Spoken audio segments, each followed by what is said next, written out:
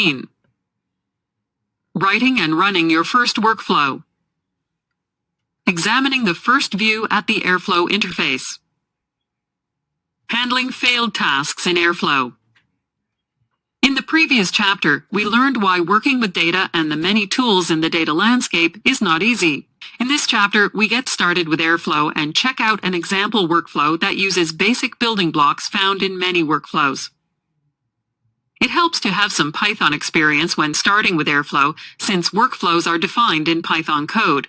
The gap in learning the basics of Airflow is not that big. Generally, getting the basic structure of an Airflow workflow up and running is easy. Let's dig into a use case of a rocket enthusiast to see how Airflow might help him. Section 2.1.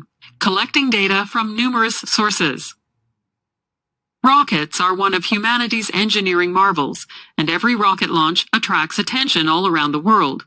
In this chapter, we cover the life of a rocket enthusiast named John, who tracks and follows every single rocket launch. The news about rocket launches is found in many news sources that John keeps track of, and ideally, John would like to have all his rocket news aggregated in a single location.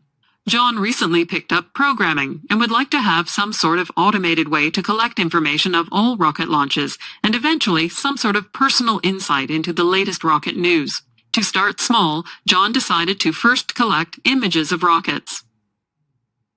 Section 2.1.1. Exploring the data.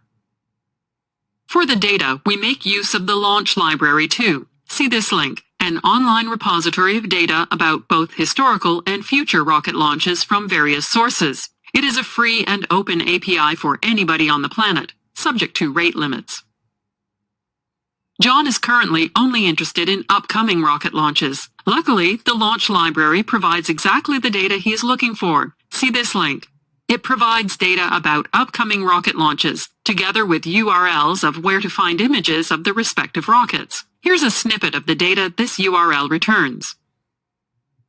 As you can see, the data is in JSON format and provides rocket launch information, and for every launch, there's information about the specific rocket, such as an ID, name, and the image URL. This is exactly what John needs, and he initially draws the plan in Figure 2.1 to collect the images of upcoming rocket launches. For example, to point his screensaver to the directory holding these images. Based on the example in Figure 2.1, we can see that at the end of the day, John's goal is to have a directory filled with rocket images, such as the image in Figure 2.2 of the Ariane 5 ECA rocket. Section 2.2. Writing your first Airflow DAG. John's use case is nicely scoped, so let's check out how to program his plan. It's only a few steps, and in theory, with some bash foo, you could work it out in a one-liner. So why would we need a system like Airflow for this job? The nice thing about Airflow is that we can split a large job, which consists of one or more steps, into individual tasks that together form a DAG. Multiple tasks can be run in parallel, and tasks can run different technologies. For example, we could first run a bash script and next run a Python script. We broke down John's mental model of his workflow into 3 logical tasks in Airflow in Figure 2.3. Why these 3 tasks, you might ask? Why not download the launches and corresponding pictures in one single task? Or why not split them into 5 tasks? After all, we have 5 arrows in John's plan. These are all valid questions to ask while developing a workflow. But the truth is, there's no right or wrong answer. There are several points to take into consideration, though, and throughout this book, we work out many of these use cases to get a feeling for what is right and wrong. The code for this workflow is as follows. Let's break down the workflow. The DAG is the starting point of any workflow. All tasks within the workflow reference this DAG object so that Airflow knows which tasks belong to which DAG. Note the lowercase DAG is the name assigned to the instance of the uppercase DAG class. The instance name could have any name. You can name it rocket_DAG or whatever _name _you _like. We will reference the variable lowercase DAG in all operators, which tells Airflow which DAG the operator belongs to. Also note we set schedule_interval to none. This means the DAG will not run automatically. For now, you can trigger it manually from the Airflow UI. We will get to scheduling in section 2.4. Next, an Airflow workflow script consists of one or more operators, which perform the actual work. In listing 2.4, we apply the bash operator to run a bash command. Each operator performs a single unit of work, and multiple operators together form a workflow or DAG in Airflow. Operators run independently of each other, although you can define the order of execution, which we call dependencies in Airflow. After all, John's workflow wouldn't be useful if you first tried downloading pictures while there is no data about the location of the pictures. To make sure the tasks run in the correct order, we can set dependencies between tasks.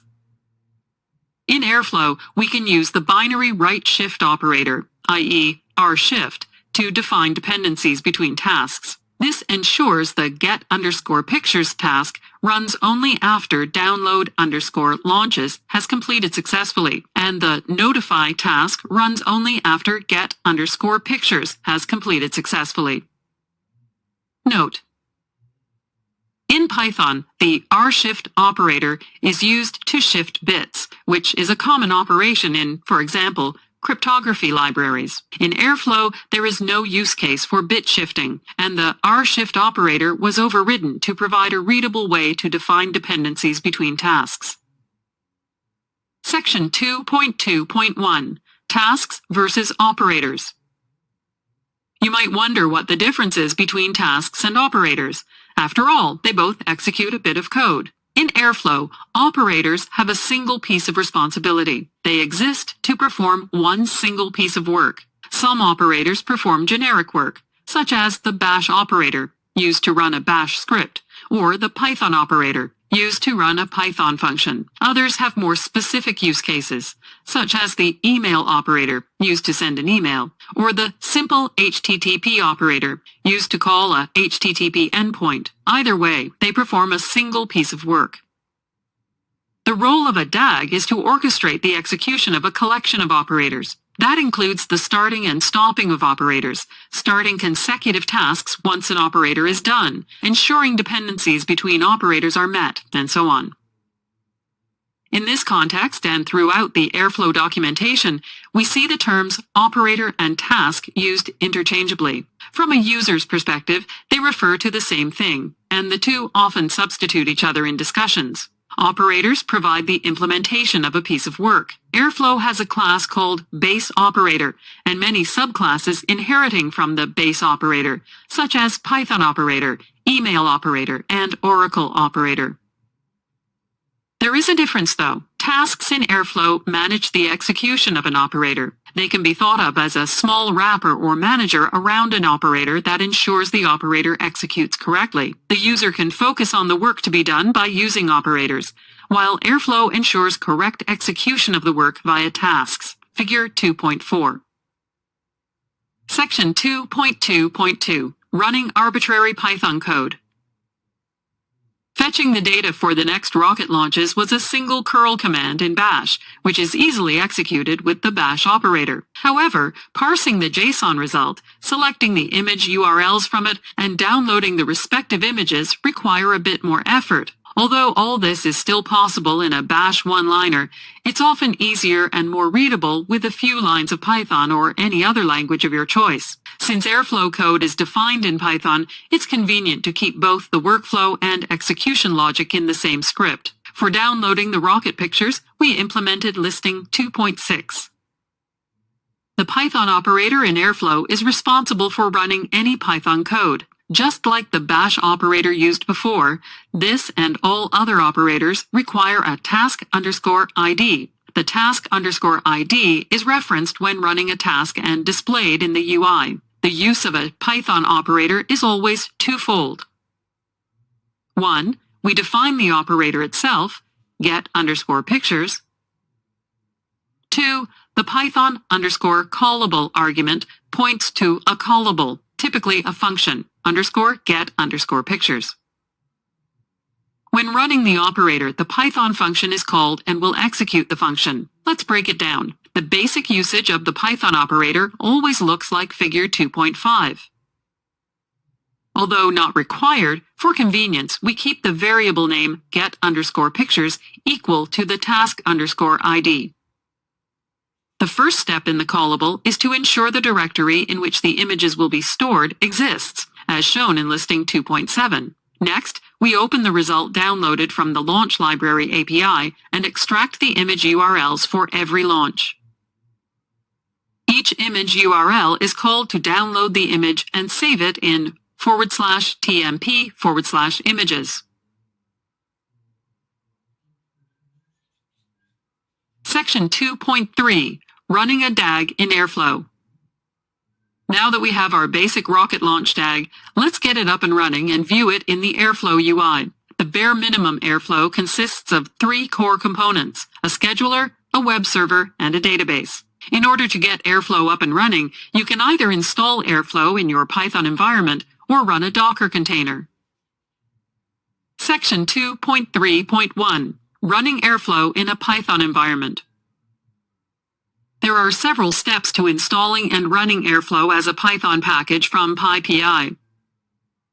Make sure you install Apache Airflow and not just Airflow. After joining the Apache Foundation in 2016, the PyPI Airflow repository was renamed to Apache Airflow. Since many people were still installing Airflow instead of removing the old repository, it was kept as a dummy to provide everybody a message pointing to the correct repository. Some operating systems come with a Python installation. Running just pip install Apache Airflow will install Airflow in this system environment. When working on Python projects, it is desirable to keep each project in its own Python environment to create a reproducible set of Python packages and avoid dependency clashes. Such environments are created with tools such as these: PyEnv at this link, Conda at this link, Virtual env at this link. After installing Airflow, start it by initializing the metastore, a database in which all Airflow state is stored, creating a user, copying the rocket launch DAG into the DAGs directory, and starting the scheduler and web server.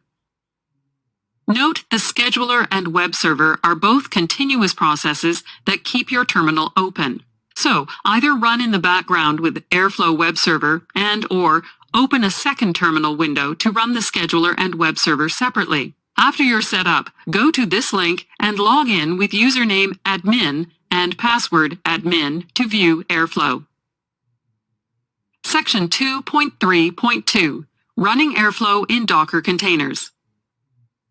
Docker containers are also popular to create isolated environments to run a reproducible set of Python packages and avoid dependency clashes.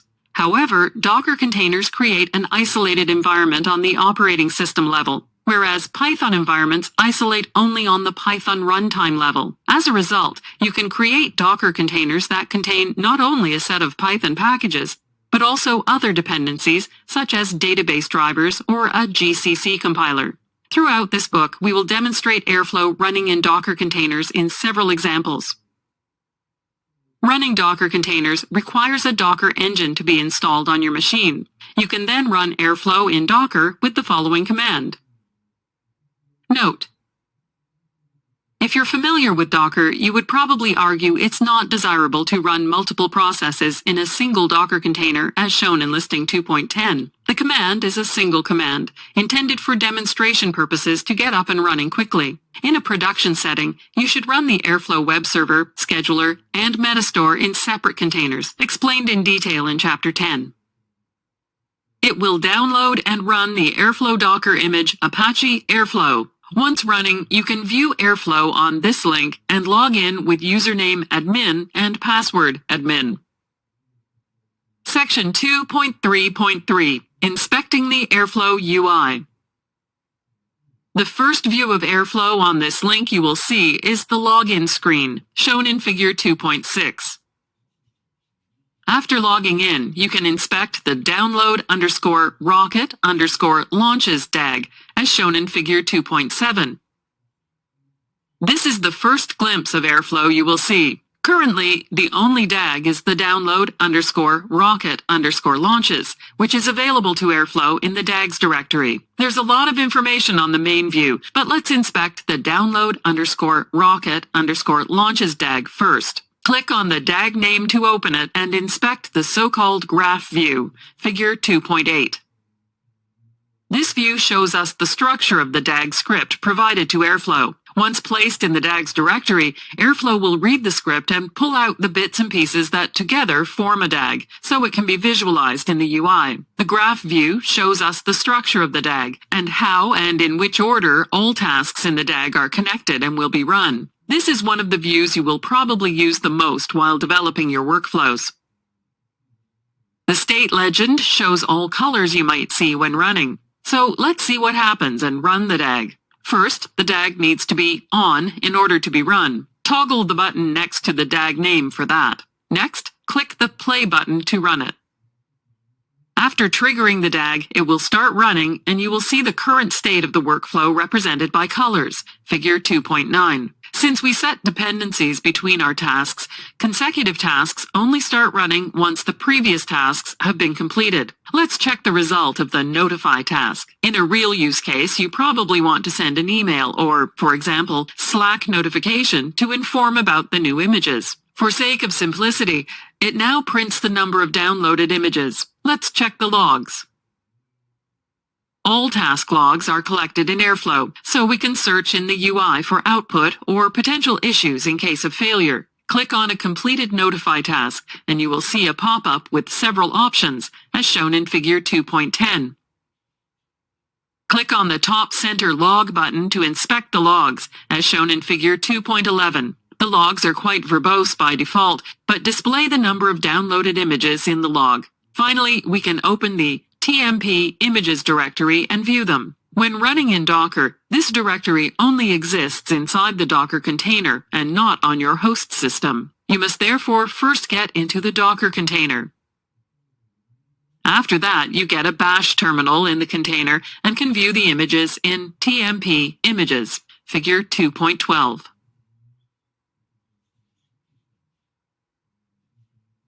Section 2.4, Running at Regular Intervals.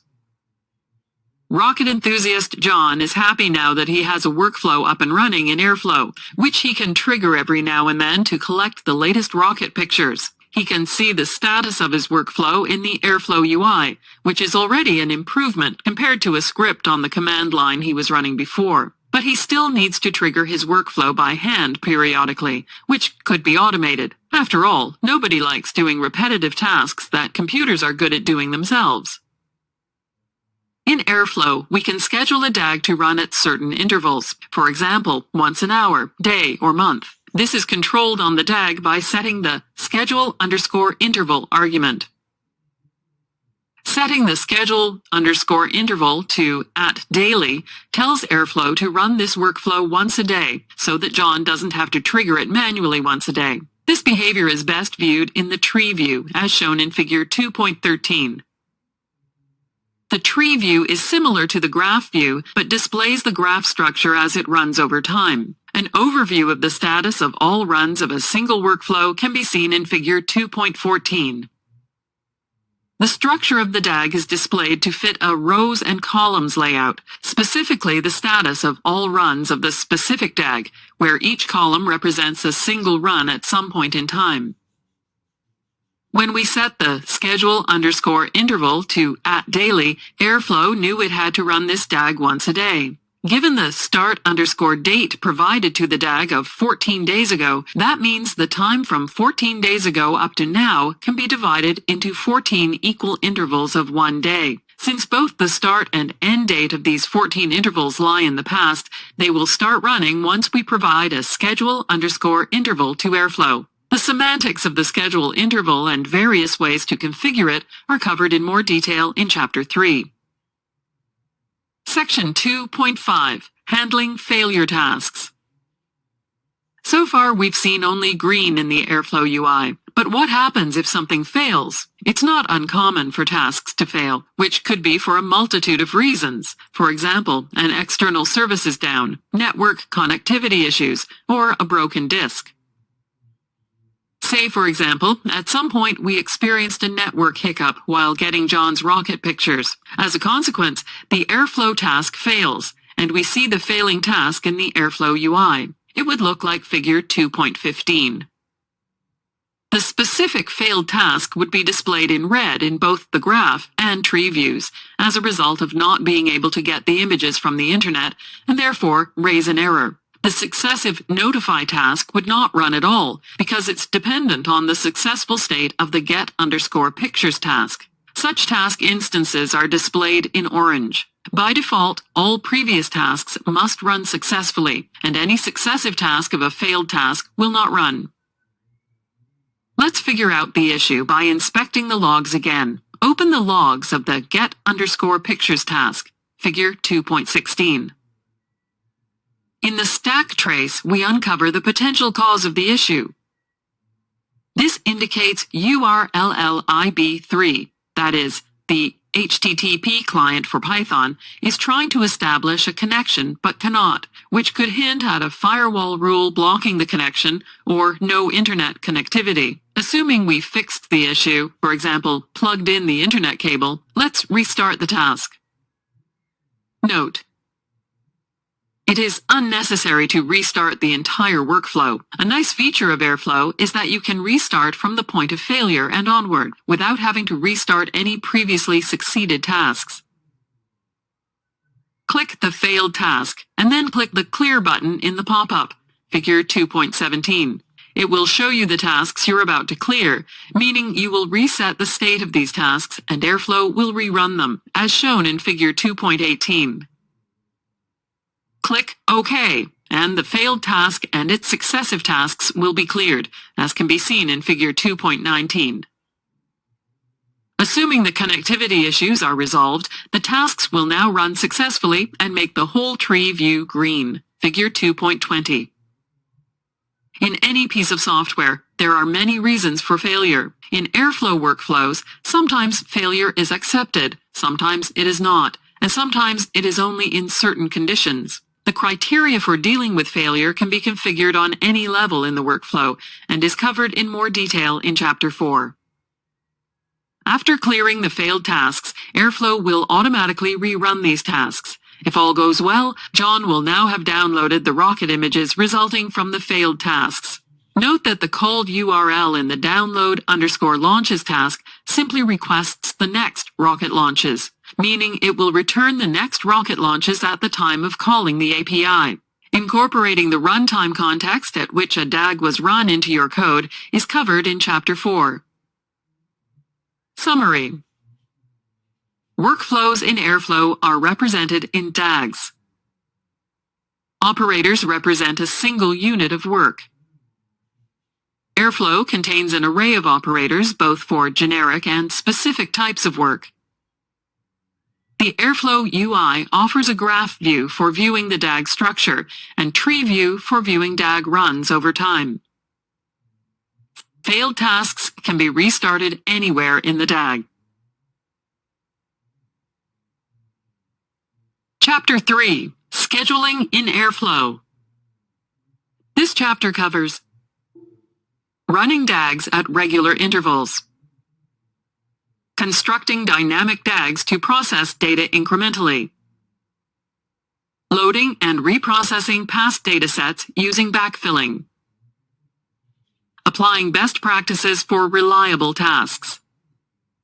In the previous chapter, we explored Airflow's UI and showed you how to define a basic Airflow DAG and run it every day by defining a scheduled interval. In this chapter, we will dive a bit deeper into the concept of scheduling in Airflow and explore how this allows you to process data incrementally at regular intervals. First, we'll introduce a small use case focused on analyzing user events from our website and explore how we can build a DAG to analyze these events at regular intervals.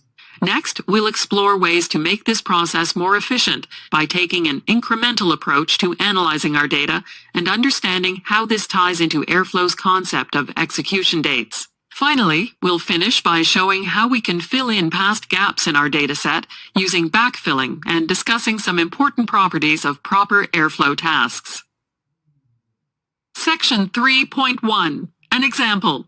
processing user events. To understand how Airflow's scheduling works, we first consider a small example. Imagine we have a service that tracks user behavior on our website and allows us to analyze which pages users, identified by an IP address, accessed. For marketing purposes, we would like to know how many different pages users access and how much time they spend during each visit. To get an idea of how this behavior changes over time, we want to calculate these statistics daily, as this allows us to compare changes across different days and larger time periods.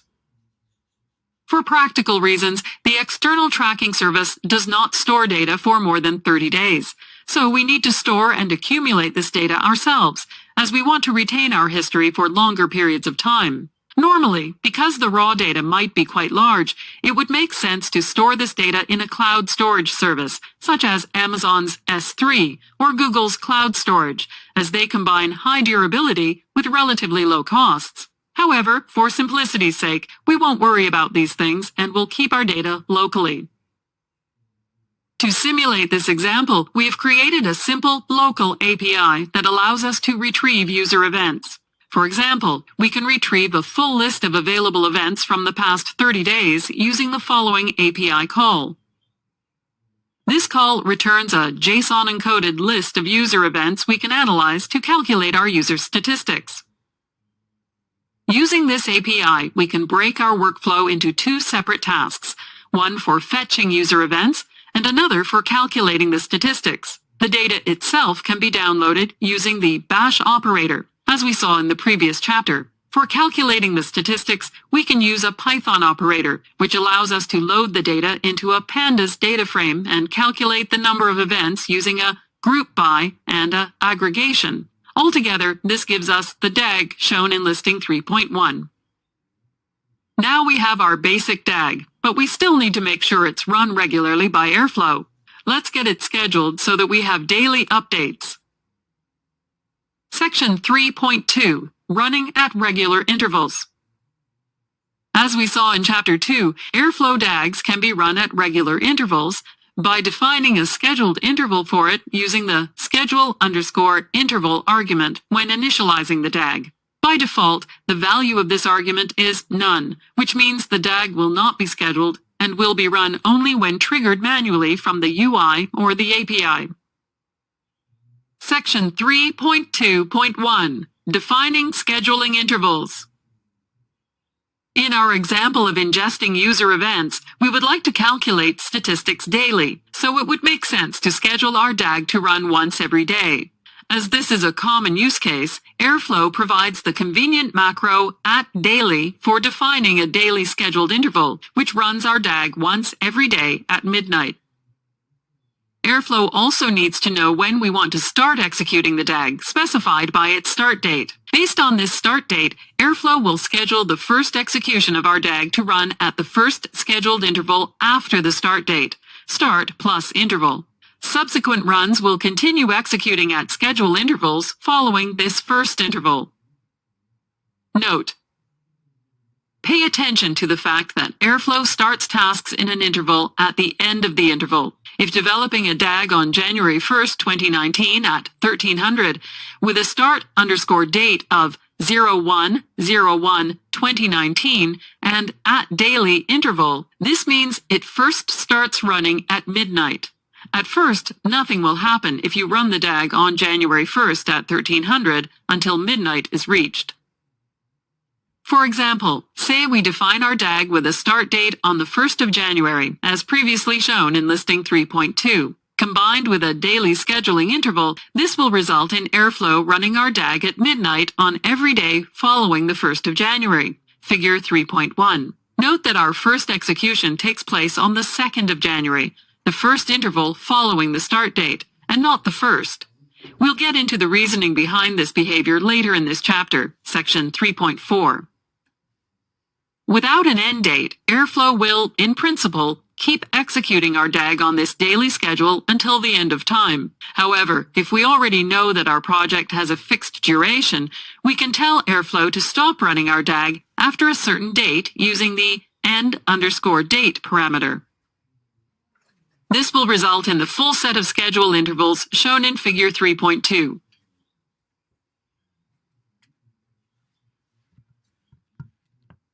Section 3.2.2.